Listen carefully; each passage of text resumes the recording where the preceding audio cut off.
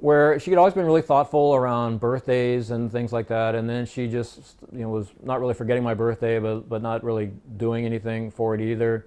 She was losing her car keys, she was locking her keys in the car, losing garage door openers.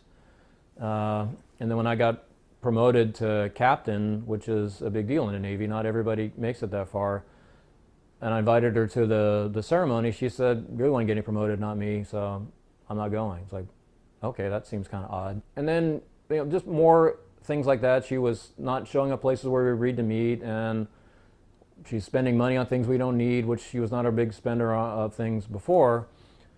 And it just seemed like we were going down the road of our marriage is falling apart. And then I was stationed in Japan and came back, and then things were rough after that too, which I attributed just to I was gone for 2 years. And her mom died in and around that same time period, and her boss at work was noticing the memory loss issues, and we were attributing it to depression-related memory loss, which is a thing that I learned. I learned a lot over the last few years.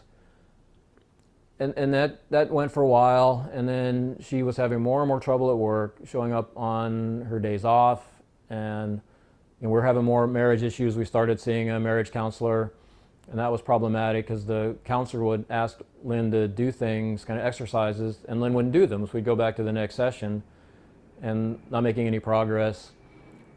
And then in about that time frame, we were having argument is the best word to describe it, and she said, "And you won't even see a marriage counselor with me." I'm like, well, we've been seeing a marriage counselor. So I went with her to her doctor, or just her GP, asked him for a consult for a memory test, so it ended up being a full-blown neuropsychological assessment. And this was August of 2016, and the result of that was she was severely cognitively impaired. So had to make a very abrupt U-turn from, I think our marriage is falling apart, to, okay, she's got an issue here, and it's not, and it took me a while to really come to grips with this, but she's not doing the things she was doing on purpose. So by the time we got the MRI, I met with a neurologist and did another scan looking for the amyloid proteins that are indicative of Alzheimer's. It was the Wednesday before Thanksgiving of 2016 when she actually got the Alzheimer's diagnosis. But if I look back, knowing that okay, knowing in November of 2016 she has Alzheimer's, I can go back probably 2006, 2007 to start seeing things that were likely symptomatic at that point. The progression of mild cognitive impairments or early stage to mid stage, that didn't happen for us. We went from we have a bad marriage to she is transitioning from early to mid stage, and that's what she was when she got diagnosed. So, which is pretty typical, I think, for young onset. Nobody expects someone in their late 50s to have Alzheimer's, so looking for other things, and then, oh, okay, she has all, and then everything makes sense at that point. It doesn't necessarily make it any easier, but kind of things that, yeah, just it tied up a lot of loose ends in their respect. Definitely not any easier. No, and I tell people nothing makes this journey any easier. There are things that make it less hard, but nothing makes it easier. How do you sum up, when you take the totality of everything, the emotional toll, the financial toll, and you kind of mix those together, how do you sum that up? Well, I think that there's kind of two stages to it. For both of us, Lynn going into memory care was probably the best thing that could have happened. And it's my frame of reference for what is good news and what is bad news has really shifted in this whole process.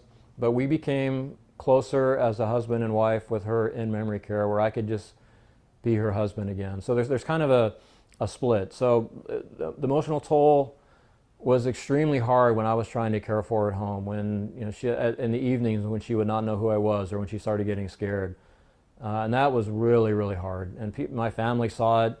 A friend who told me, who from the Navy, who I'd have coffee with every now and then, was noticing my decline and said, "We need to go look at memory care places together, and I'm going to buy you lunch afterward." And I'm glad, because when the time came for the place, I already had a place picked out. So I think people were seeing more of a decline in me than I was even aware of, but I knew it was hard.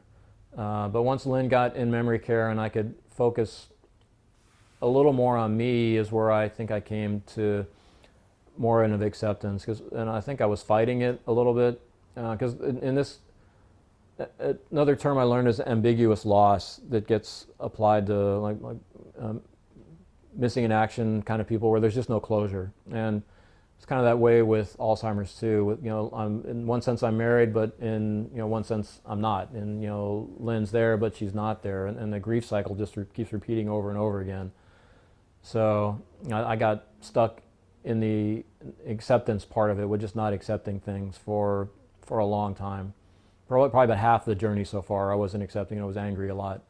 And then once Lynn got into memory care and I was able to focus on my own self-care and accepting things and not fighting reality and accepting reality, is where I'm not minimizing it. It's still hard, but where I can be at peace with things now.